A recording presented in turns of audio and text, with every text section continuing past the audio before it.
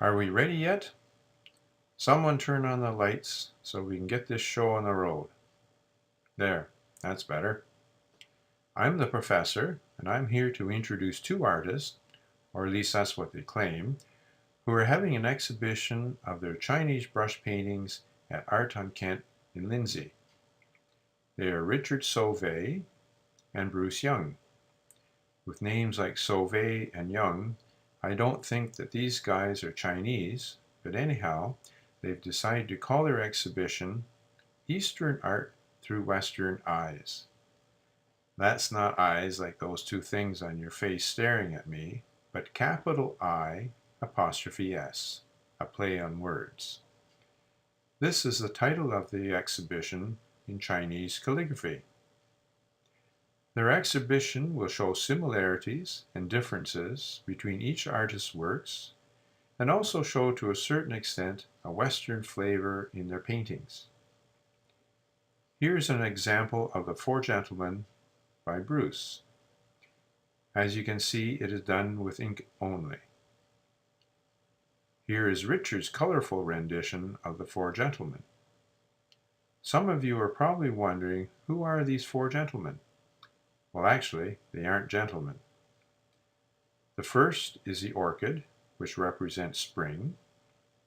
Next is the bamboo, representing summer. Then the chrysanthemum, representing fall. And finally, the plum blossom, representing winter. Richard and Bruce have been painting for a few years after taking instruction from Charles Lung. Here is a portrait of Charles painted by Bruce. Both have learned much from Charles. It should also be mentioned that Bruce and Richard are members of the Chinese Brush Painters Society in Yorkshire, England. This is a fabulous group of people who share much through their monthly newsletter, brimming with all kinds of valuable information. Richard and Bruce both contribute regularly to Canada Corner in the newsletter. Richard and Bruce are Canadian, doing Chinese brush painting, and are members of an English society. How weird is that? Anyhow, here is their presentation for your viewing pleasure, or at least that's what I was told to say. I'll leave it up to you. Now, on with the show.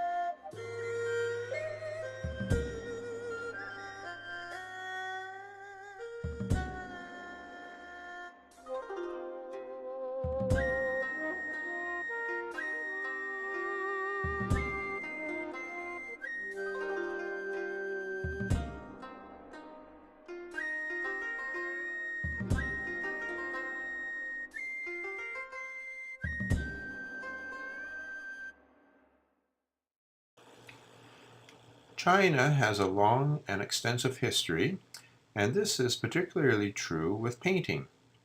Chinese art form is one of the oldest continuous artistic traditions dating back to the Neolithic period of about 4000 BCE.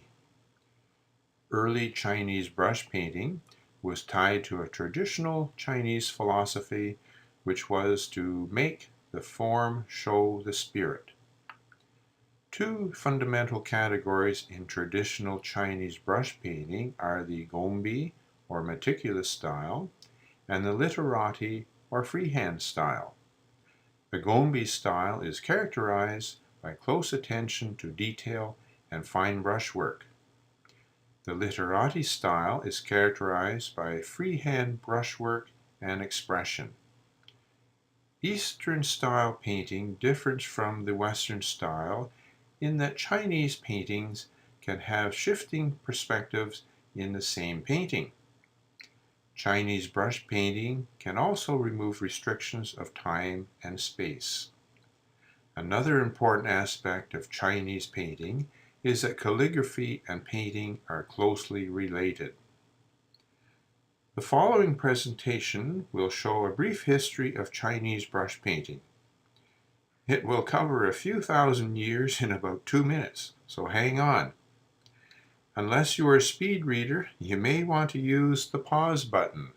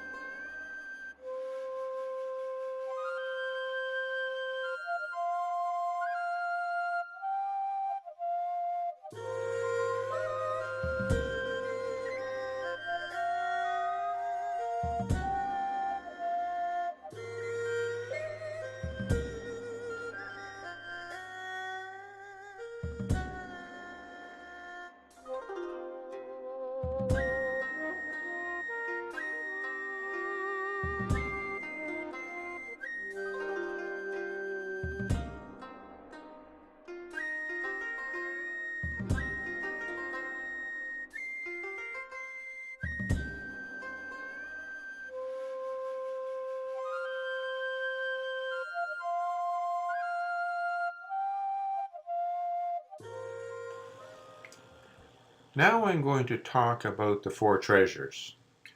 These are materials of Chinese painting, which include brush, paper, ink, and inkstone. Brushes are traditionally made from natural hair and can be characterized by being stiff, soft, or a combination of both. Each is found in every combination of size, shape, and tip length. Stiff hair brushes can be made from wolf, horse, rabbit, or rat hair. Soft brushes can be made from goat hair or chicken feathers. Mixed hair brushes can have the advantages of both hard and soft hair brushes. There are many types of paper. The most common type is Schwan paper, often incorrectly called rice paper. It is made from the bark fibers of the paper mulberry tree. Other materials can be grass paper, bamboo paper, and even silk. Papers are available in 3 finishes. Unsized or untreated is very absorbent, then semi-sized, and sized paper, which has the least absorbency. Ink sticks are basically a mixture of soot and glue. Other ingredients may include preservatives, fragrance, gold, and even snake bile. The type of soot determines the color intensity. 3 main types are pine soot, charcoal soot, and oil soot, which creates the blackest of inks.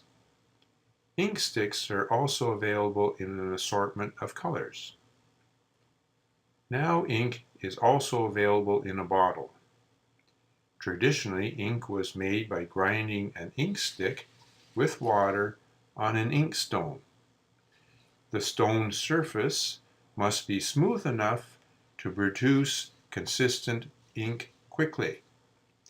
The best shape is a regular rectangle, a square, or a circle. Some ink stones have become collector's items over the years. Other materials used for Chinese painting are the stamp or seal and seal paste. Traditional seals can be carved from various materials, including stone and ivory, and can be plain or quite decorative.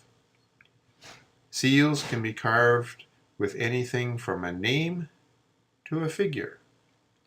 The seal is pressed onto the seal paste and then pressed or stamped onto the painting. Of course, there is much more information available about these painting materials, but this will at least give you a basic idea of what is involved. Now I will briefly talk about some differences and similarities between Bruce's and Richard's paintings. Each artist paints a variety of topics in different styles of Chinese painting. There are 3 main subject areas, namely landscape, figure, and the painting of flowers and birds, which also includes all types of animal and plant life. Chinese painting can be divided into 2 distinct styles. The first is the meticulous or Gombe style. The second is the freehand or literati style. The Gombe style shows great detail of form and color, producing peaceful, elegant, and tranquil images. The literati style, through the play of the brush and ink, shows the artist's emotions and philosophical ideas. Of course, Bruce and Richard have to be different. Some of their paintings are in a style of their own. This painting of Bruce's was done with a single brushstroke representing the single blip of a heartbeat. A wide brush was loaded with ink of different intensity and dragged across the paper with a little hiccup for the heartbeat. Richard does something different with some of his paintings. He renders his original painting, then produces a single unique print. The end result is quite dramatic. The following presentation will illustrate some differences and similarities between the artwork of Richard and Bruce. I hope that you enjoy the show.